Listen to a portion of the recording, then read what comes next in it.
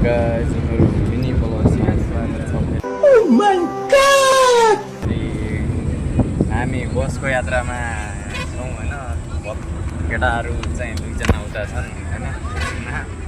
एउटा यता हाम्रो ज्योति दोस्त चाहिँ चौधरी दोस्त छन् हैन। म चाहिँ परे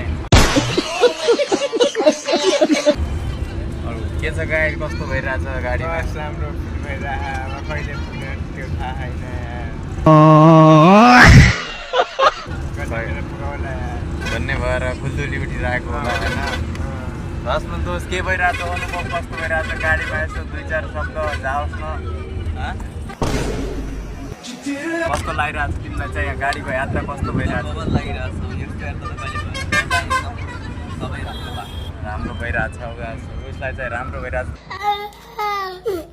तिमीलाई चाहिँ कस्तो भइरहेछ?